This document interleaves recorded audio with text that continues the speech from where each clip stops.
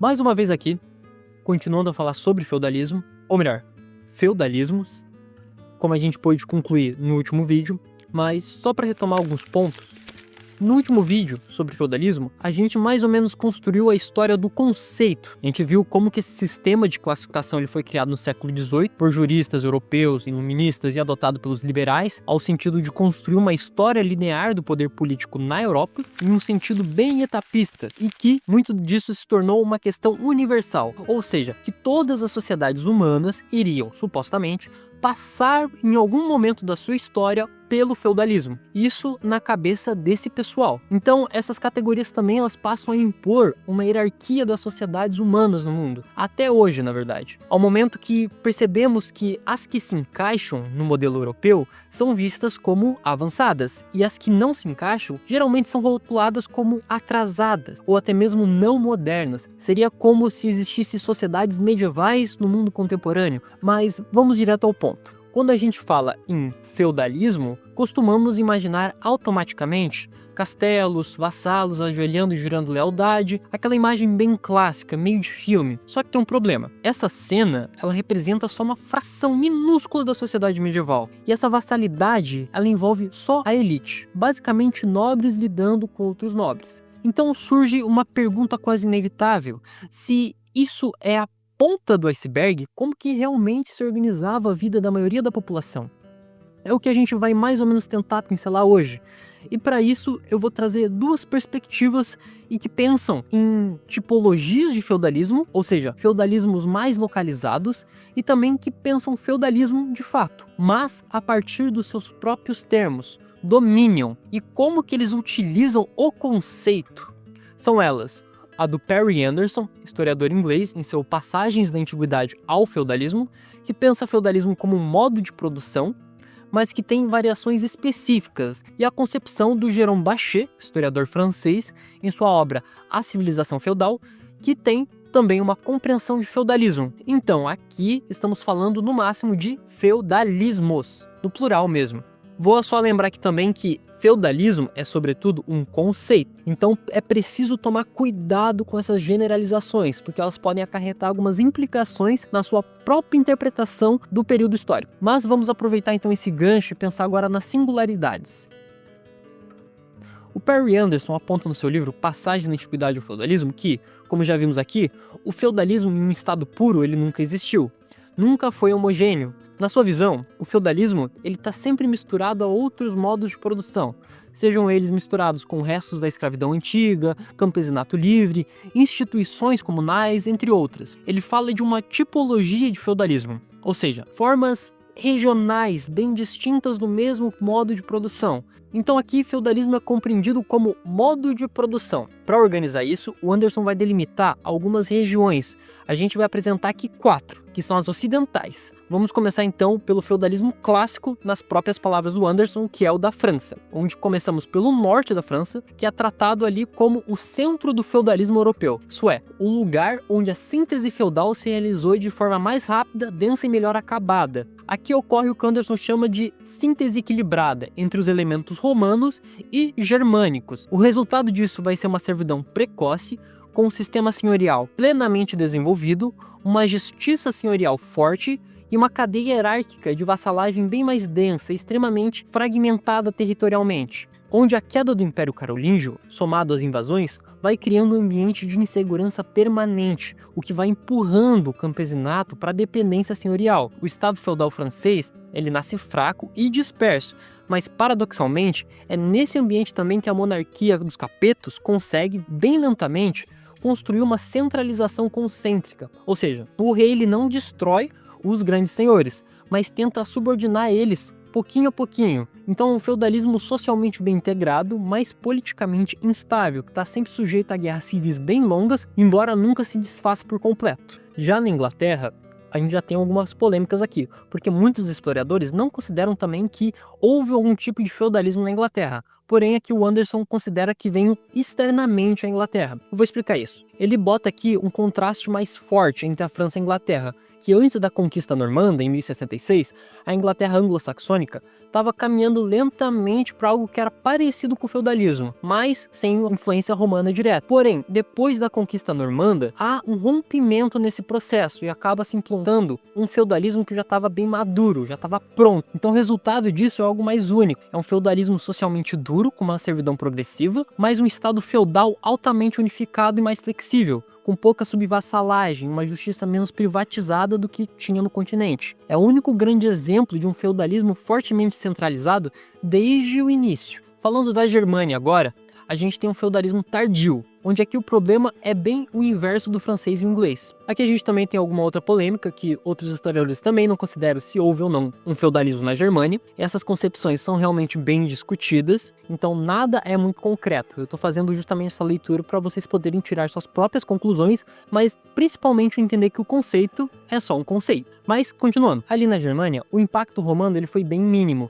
Então tem um campesinato livre, alodial, que vai persistir por bastantes séculos, e uma aristocracia que é bastante federativa, baseada principalmente em clãs. O Estado carolíngio, quando ele chega, ele aparece como uma camada administrativa vinda de fora, que não tem raízes sociais ali muito profundas. Logo, quando ele colapsa, surge um vácuo político, que acaba sendo preenchido por ducados regionais muito de base tribal. E essa tentativa de unificação, sobretudo com os otanianos e depois com os Hohenstaufen, esbarra em dois obstáculos. O fato de não haver uma rede feudal que estava suficientemente consolidada na base rural e um conflito com o papado destrói principalmente a autoridade real. Então é só no século XII que o campesinato ele passa a ser amplamente reduzido a uma servidão, ou seja, o feudalismo completo ele vai chegar tarde, quando o Estado ele já está politicamente enfraquecido. Um feudalismo que é socialmente consolidado, mas politicamente incapaz de se centralizar, que é muito refletido também no sistema de príncipes eleitores que a Germânia vai ter. Mas esse conceito de tipologias do feudalismo, embora seja interessante para a gente poder pensar realmente essas particularidades, tem algumas limitações, ao ponto que o Anderson ele trata muito da servidão, mas ele ignora também que essa servidão chegava ao máximo a 10 a 20%. Continuando aqui, a Itália tem um feudalismo bloqueado pelas cidades, que é o caso que ele considera o mais heterogêneo de todos. Aqui, a vida urbana romana, ela nunca desaparece por completo. As cidades, elas vão sobrevivendo e se recuperam cedo, e vão se tornando centros econômicos mais autônomos. A igreja passa a ocupar, então, o lugar daquela antiga aristocracia senatorial, onde a gente tem senhorios rurais fracos, comunas urbanas fortes e uma conquista do campo pelas cidades, substituindo a servidão por formas contratuais, as chamadas mesádrias, e uma inexistência de monarquia feudal mais integrada. Então o poder ele passa das comunas para a signore no século XIV, que é basicamente tiranias urbanas que são hereditárias, mas não são espécies de estados feudais clássicos, como seria na França, supostamente. Agora, para trazer uma outra perspectiva, a gente pode falar do Bachet, que ele fala mais da França, e você pode daí comparar os dois autores e, somado à introdução do vídeo também, tirar suas próprias conclusões. Mas como eu tinha comentado no início do vídeo, a vassalidade envolve pouquíssima gente. Ela é uma relação interna das elites, grandes senhores, nobres, guerreiros, mesmo aí, só uma minoria, em termos demográficos, né? Portanto, por mais importante que seja politicamente, ela não pode ser a base de um sistema social inteiro. Se a gente quer entender o feudalismo como sistema social de fato, isso é, como uma forma de organizar a produção material, então a relação central precisa envolver a maior parte dessa população. E isso só pode significar uma coisa: a relação entre os senhores e aqueles que dependem deles para viver. O termo senhor aqui, ele não está sendo usado no sentido feudo-vassálico. Não se trata do senhor que tem vassalos. Trata-se do senhor de um senhorio, que tem a posse de um espaço, do indivíduo que exerce poder direto sobre aqueles que vivem naquele território. Um mesmo homem pode, ao mesmo tempo, ser o senhor em relação aos habitantes do seu senhorio e vassalo em relação a um senhor mais poderoso, num plano político superior. Essas duas relações, elas vão coexistir, mas não são a mesma coisa e, sobretudo, não operam no mesmo nível do sistema social. É para pensar nessa relação fundamental entre senhores e dependentes que o Alain Guerreau, que eu tinha citado no último vídeo, retoma um conceito medieval central, o dominium. O termo ele não foi escolhido por acaso. Ele vem diretamente da linguagem da época. O dominium designa uma relação estruturada em torno de um dominus, o senhor, que tem a posse, e pessoas colocadas em posição de dependência em relação a ele. Essa relação não é a mesma que a de vassalidade.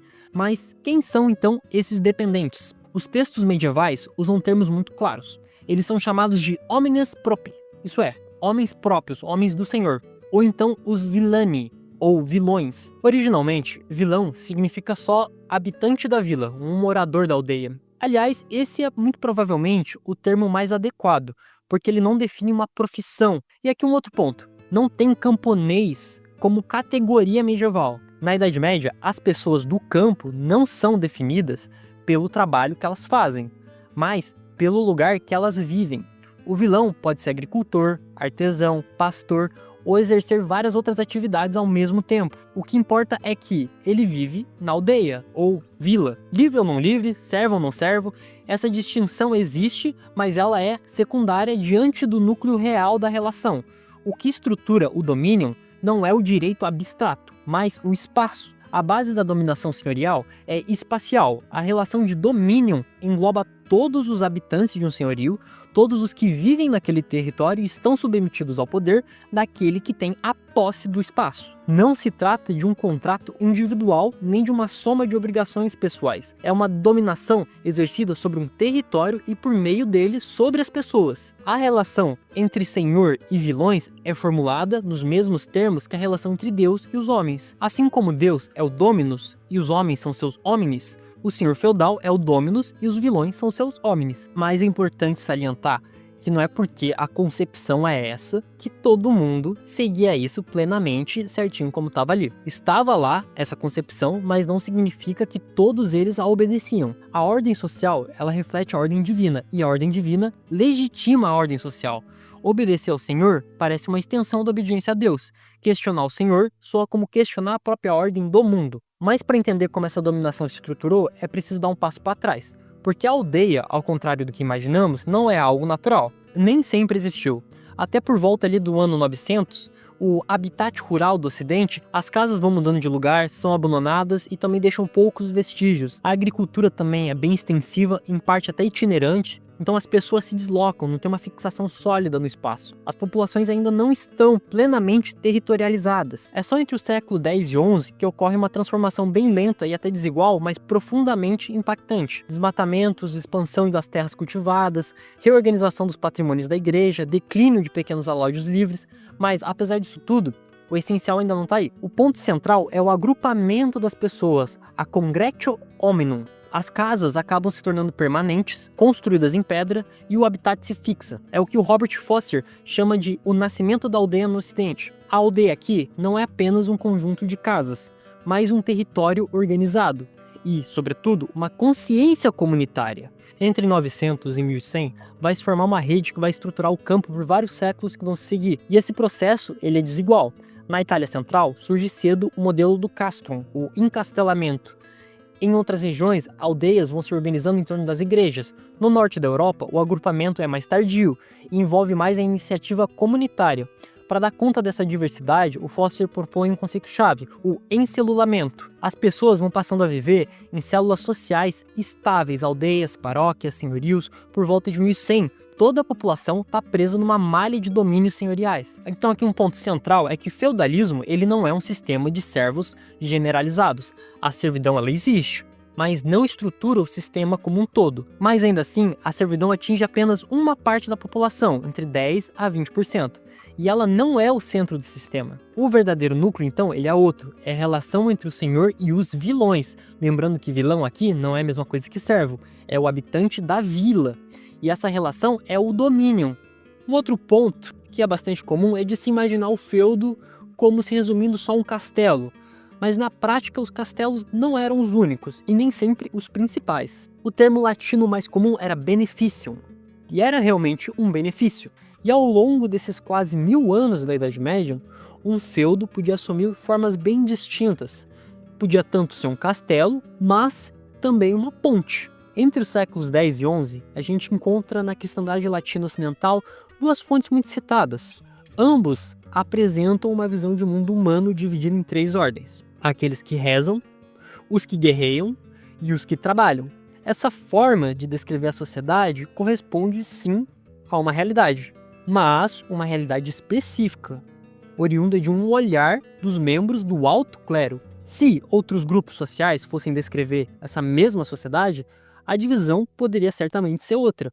Mas essa autonomia produtiva vem acompanhada de tributos, onde essas relações sociais elas aparecem principalmente como relações entre pessoas e não entre coisas. Até mesmo as corveias, que elas são tão simbólicas e tão conhecidas, elas são menos importantes no sentido econômico, mas elas têm também um peso que é muito mais essencial como uma humilhação visível. E são esses mecanismos que são silenciosos, mas são principalmente mais eficazes. Apesar de tudo isso, a dominação ela não é uniforme. Alguns aldeões sobrevivem no limite e outros até acumulam excedente. Até surge uma elite camponesa, os melhores villani, mas esse equilíbrio ele é instável. Os conflitos também são constantes. A luta para fixar os tributos é sempre contínua. E acima de tudo, os vilões, eles não são passivos. A partir ali do século XII, eles já vão estar se organizando, sejam em confrarias, assembleias ou comunidades. Surgem cartas de franquia, que são basicamente acordo, negociações entre as duas partes. Nada disso vai eliminar o domínio, mas vai estabilizar ele. Então esse é mais ou menos o ponto final que o Bashir defende. O domínio ele não é só uma dominação simples e também ela não é absoluta. Então, se tem uma coisa que eu quero deixar clara aqui no final é o seguinte: o feudalismo não é um molde rígido que explica tudo. É uma ferramenta útil, mas limitada. E por isso é fundamental enxergar o que, de fato, articula a vida das pessoas na Europa medieval. Se você gostou desse mergulho e quer continuar explorando essas nuances da Idade Média, já deixa o like, se inscreve e comenta aí o que mais você gostaria de ver aqui no canal. Até a próxima e